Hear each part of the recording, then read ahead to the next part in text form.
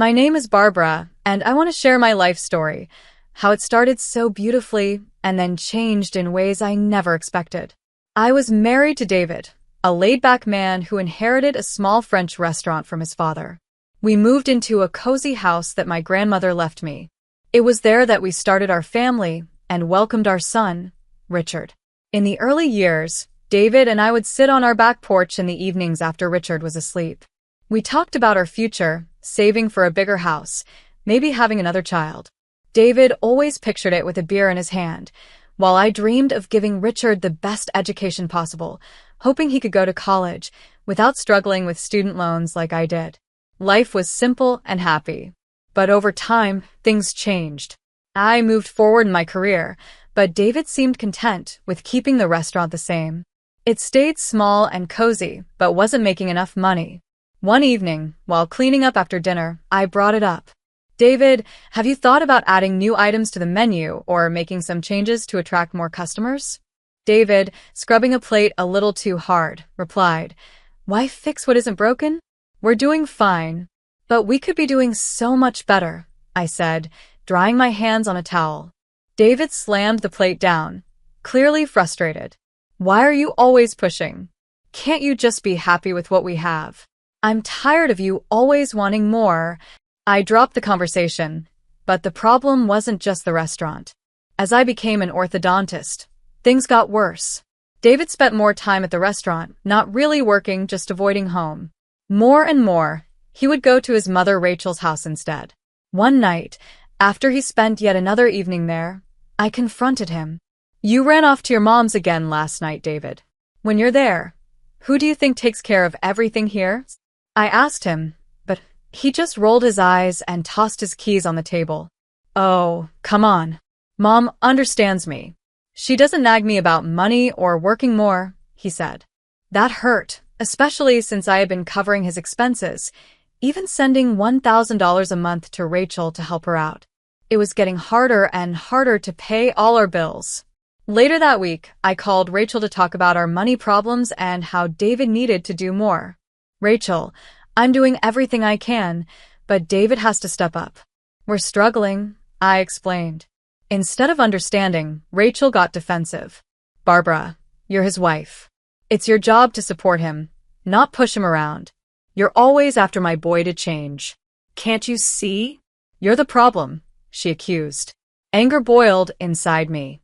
"I am supporting him, Rachel, more than you know. I even send you money every month. How can you say I'm the problem? You think I'm a gold digger? I'm the one counting every penny just to keep us going." I shot back, her words stinging. She hung up without another word. That night, I sat alone, thinking about our conversation. Frustration and sadness filled me. I watched David slump onto the sofa, beer in hand, eyes glued to his phone.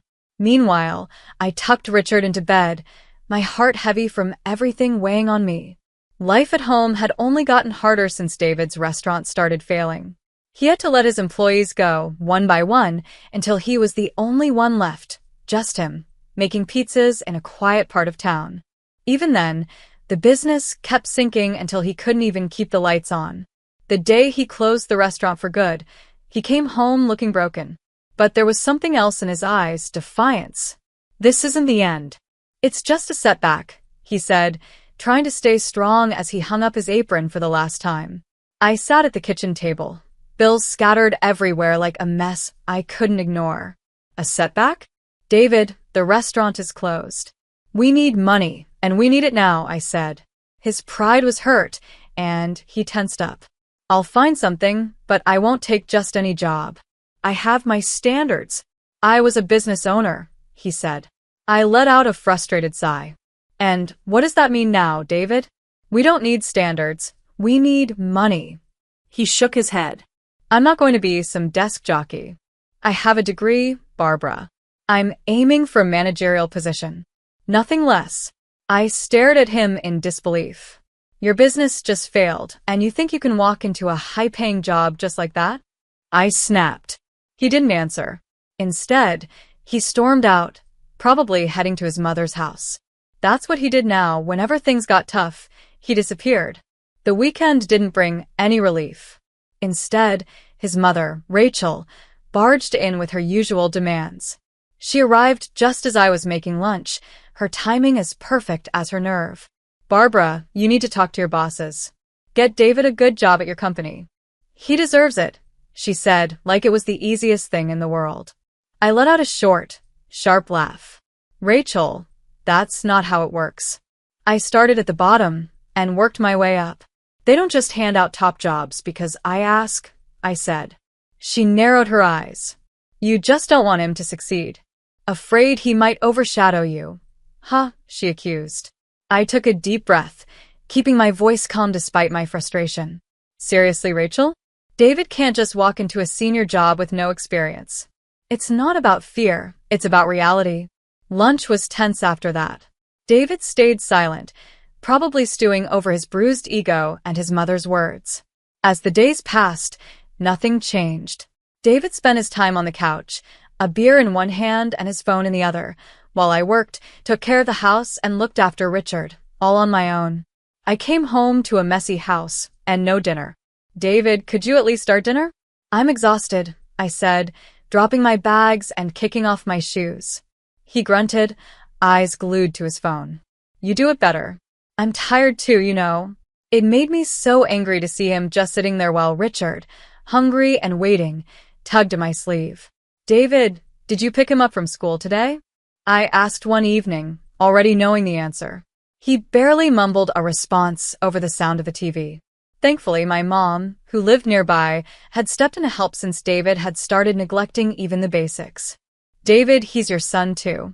He needs you," I said, trying to keep my voice calm, though it was getting harder. This was usually the moment when he'd storm out, slamming the door behind him. And just like always, he disappeared, leaving me to handle everything alone. Then things got worse. I noticed money missing from my wallet.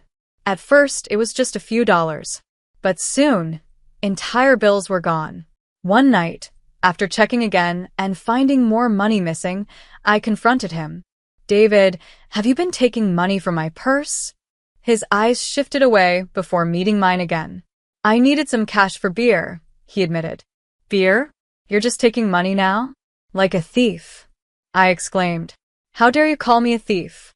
"I'm your husband," he shot back, his voice rising. Before we could argue more, Rachel burst in. It seemed she had overheard us. Her face was full of anger. "Barbara, all you care about is money. Can't you see he's struggling? You should be supporting him, not accusing him. Support him by letting him steal from me? What about Richard? What about our bills?" I fired back, my voice getting louder, all the stress from the past months boiling over. David just sank back onto the couch, staring blankly at nothing while Rachel and I argued over him. In the end, she stormed out, and he said nothing. Then, as summer ended, Richard got sick. His fever spiked one night, and no amount of soothing or cool cloths seemed to help. I sat beside his bed, thermometer in hand, feeling completely alone. My heart sank with every beep of the thermometer. Richard's fever wasn't going down. As usual, David was no help, glued to his phone on the couch. "David, can you check if we have any more fever medicine?" I asked, trying to stay calm. He grunted and slowly got up, but I knew it would be faster to do it myself. Richard whimpered softly, clutching my hand. Every second mattered. I kissed his forehead quickly and rushed to the kitchen. The next morning, the doctor said Richard needed medicine and tests. "It's better to be safe," he advised, writing down his recommendations. Tests meant more expenses, more than we had left after bills and David's careless spending. My heart pounded as I made the decision. I transferred the last of our savings for Richard's treatment, including the $1,000 I usually sent to Rachel. There was no other choice. Not long after, Rachel stormed in, furious. "Barbara, where's my money?" "It's the first of the month," she demanded. I was packing Richard's small backpack, getting him ready for another doctor's visit. I braced myself for another fight. "Rachel, I had to use the money for Richard. He's very sick.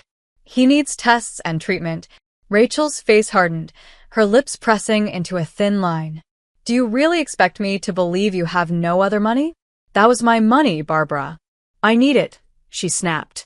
I stepped back, raising my hands as my motherly instincts kicked in. Richard is my priority. He's just a child, Rachel. He's sick, and I have to take care of him. Rachel's eyes flashed with anger. I knew you'd do something like this. Holding back my money for that boy, she spat, her words full of venom. That boy? Rachel, that's your grandson. How can you be so heartless? I shot back, my patience running out. I don't need a lecture from you, Barbara. Just make sure I get my money by tomorrow, or you'll regret it, she hissed, her face twisted with anger. Her threat hung in the air, but I refused to back down. I glanced at Richard, weak and fragile in the next room, and it only strengthened my resolve. Get out of my house, Rachel. I won't tolerate threats. Not today, not ever. She looked ready to argue, but something in my eyes stopped her. Instead, she stormed out, slamming the door behind her. A heavy silence followed. Then, without a word, David slipped out after her. I went back to Richard, my hands shaking as I gently stroked his hair. He looked up at me with tired, pain-filled eyes. It's okay, baby. Mommy's here, I whispered, kissing his forehead. My determination grew stronger. The days blurred into endless hospital visits and sleepless nights. David's absence was almost a relief. No more fights, no more cold looks. But after a week of quiet, I felt something was wrong. One Saturday afternoon, I checked my bank app. My heart dropped. Huge withdrawals had nearly emptied our savings. Panic filled me as I scrolled through the transaction history. Every withdrawal felt like a betrayal. I called David again and again, but he didn't answer. He hadn't picked up in days. Realizing what he had done, I blocked the card immediately to stop him from taking any more money. In that moment, I finally saw the full depth of David's selfishness. A week after he vanished, David came back. But he wasn't alone. Rachel was right beside him. They found me sitting on the living room floor, surrounded by Richard's toys and stacks of unpaid medical bills. Barbara, we have news, David said, smirking. I won the lottery, $200 million. And no, you won't see a cent of it. I'm filing for divorce. The room spun. What about Richard? I managed to whisper. Rachel let out a cold, mocking laugh. Oh, Barbara, always playing the martyr, she sneered. You underestimated my son. Now he's rich, and you're nothing. He'll find someone better. Someone younger. David nodded, grabbing a duffel bag from the floor. Yeah, I'm moving in with Mom. You'll manage on your own, won't you? He said with a smirk. Rachel smirked too, wrapping her arm around him. Let's leave the gold digger to drown in her mess. We have better places to be, she said smugly as they walked out the door. The door slammed behind them. Betrayal. Abandonment. Theft. David had walked away, leaving me behind with nothing but heartbreak and a mountain of problems. But as the shock faded, something else rose inside me. Determination. They thought they could break me. Leave me with nothing. I wouldn't let that happen. With steady hands, I picked up my phone and called my lawyer. David had used our shared money to buy that lottery ticket, and I was going to fight for what was rightfully mine. I want to contest the winnings, I told my lawyer. He was cautious, but supportive. It's going to be a tough fight, Barbara, but we'll give it everything we've got, he assured me. As I hung up the phone, the weight of the battle ahead settled on my shoulders. But this time, I felt stronger. The betrayal had changed me. I wasn't just fighting to survive, I was fighting for justice. For myself. For Richard. As the court date got closer, my lawyer, Mr. Paul, and I worked non-stop. We gathered every piece of evidence, bank statements, financial records, anything that showed I had been the one supporting our home while David contributed nothing. Barbara, we have a solid case. The strongest point is that he used your bank card to buy the ticket, Mr. Paul reassured me as we sat in his office, surrounded by stacks of paperwork. With the hearing just days away, the tension in my life was constant. Then, only 5 days before court, David and Rachel showed up unexpectedly. I was in the kitchen while Richard played at my feet when I heard a car door slam. Moments later, they burst through the front door, their faces red with anger. "You're really going through with this? Suing your own husband?" David shouted, his voice echoing through the small room. Rachel jumped in right after, her tone sharp and bitter. "Greedy? That's what you are. Trying to take money that isn't yours." I stood my ground, feeling Richard press against my leg for comfort. "It's not just David's money. He used our joint account, money that I provided because he wasn't contributing," I said calmly. Their anger only fueled my determination. David's face twisted with disgust. "It's not about control, David. It's about fairness," I continued. "You left, remember? You and your mother mocked me, said I'd be left with nothing." They kept shouting, but I refused to let it turn into a full-blown fight in front of Richard. "You need to leave. Now," I said firmly. "We'll settle this in court." They stormed out, slamming the door behind them. And just like that, the house felt lighter. Cleaner. I held Richard close, whispering to him that everything would be okay. The courtroom was tense. David sat across from me, his lawyer whispering in his ear, while Rachel glared at me with pure hatred. When Mr. Paul presented the bank statements and financial records, the truth was undeniable. Every time David's lawyer struggled to answer a question, I felt a wave of victory. The judge listened carefully, his eyes locked on David as the evidence unfolded. The key argument was clear. The lottery ticket was bought with money from our joint account, which made it a marital asset. As Mr. Paul explained this, David suddenly raised his voice. "I was the one who bought the ticket. It was my decision. My luck," he argued. But the judge quickly responded, his tone firm. "Not your money, Mr. Jeffrey. And unfortunately for you, luck does not override the law." After a long deliberation, the judge gave his ruling. "It is clear from the evidence that Mr. Jeffrey was financially dependent on Mrs. Jeffrey when the lottery ticket was purchased. Therefore, the ticket is a marital asset," he announced. David was awarded only 1/4 of the winnings. The rest, 3/4, was awarded to me. David and Rachel sat frozen, their faces full of shock. They hadn't expected this. Months later, after the divorce was finalized and the chaos had settled, I finally began to focus on the future. I had heard too many stories about lottery winners losing everything, so I decided to be smart. I reached out to Thomas, an old college friend who had built a career in finance, and asked for his advice. Over coffee, we discussed smart investments in technology and renewable energy. I also made sure to set aside enough money for Richard's education. His future was my top priority. Thomas's guidance was invaluable. Meanwhile, David and Rachel had a very different approach to their share of the money. They quickly became the talk of the town. David showed off his new sports car, while Rachel flaunted expensive jewelry and designer clothes, enjoying her new lifestyle. One afternoon, as I picked up Richard from school, a friend eagerly shared the latest gossip about David's wild spending and Rachel's lavish shopping sprees. I simply smiled, holding Richard's hand. I had chosen security. They had chosen excess. And I had no doubt who would come out ahead in the end. I simply smiled and turned my attention back to Richard and our future. At home, I carefully planned our finances with Thomas's help. Every investment decision brought us closer to stability and security, ensuring that Richard would have every opportunity in life. Richard often asked about college, his eyes bright with dreams and possibilities. Seeing his excitement only strengthened my determination to give him the best future possible. Life had finally settled into a peaceful routine. Richard was thriving in school, and our investments were growing. The past felt like a distant memory. But life has a way of bringing things back when we least expect it. One afternoon, while having coffee with a close friend, I received some surprising news. "David's hit rock bottom," she said. "He lost his car, his money, and he's drowning in gambling debts. Things got so bad that he even got into a fight and hurt his neck." I hid my shock behind my coffee cup. "Really? That's unfortunate," I said simply. "And Rachel?" I asked. "She's selling her jewelry. She and David are desperate now. After years of showing off their wealth, they have nothing left." I listened, shaking my head at how quickly things had changed. Not long after, there was a knock at my door.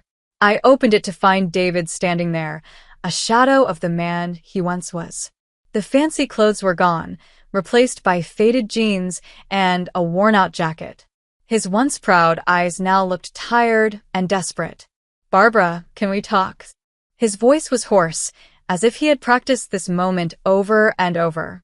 I hesitated but finally stepped aside, letting him in. Richard was out with his friends, so it was just the two of us. I didn't plan on letting this visit last long. As David walked in, he took a slow, lingering look around the living room. "I've lost everything, Barbara," he admitted. "The money, the car. I have nothing left. And I miss my family. I miss you." I raised an eyebrow. "You miss the money. That's what you miss," I replied. "No, it's more than that," he insisted. "I've been thinking a lot. I was hoping maybe we could start over." His eyes were full of pleading, but all I could think about were the years of lies, neglect, and betrayal. I let out a small, disbelieving scoff. "Start over? After everything you put us through? You left, called me greedy, wasted all your money, and now you want to come back like nothing happened?" He looked away, his discomfort clear. "I know I made terrible mistakes, Barbara," he said quietly. But this time, I wasn't about to let his words fool me. "I really understand now, and I'm ready to change," David insisted. I shook my head. "David, you left when you thought you were better off without us. That showed me who you really are. Now, you're only sorry because you have nothing left," I said firmly. He sighed, letting my words sink in. "So, there's no chance for us?" he asked quietly. "David, I forgave you a long time ago for my peace, not so you could walk back into our lives when things went wrong for you. Richard and I are doing great, and I plan to keep it that way," I said. With a heavy heart, I watched as he turned and walked away, his shoulders slumped. As he disappeared down the street, I felt something shift inside me. A chapter of my life had finally closed. Later that day, I picked up Richard from school. His laughter filled the car, warm and bright, reminding me of the real riches in my life. No lottery win could ever compare to the love, joy, and peace we had built. Our journey hadn't been easy, but it was ours, filled with moments that were truly priceless.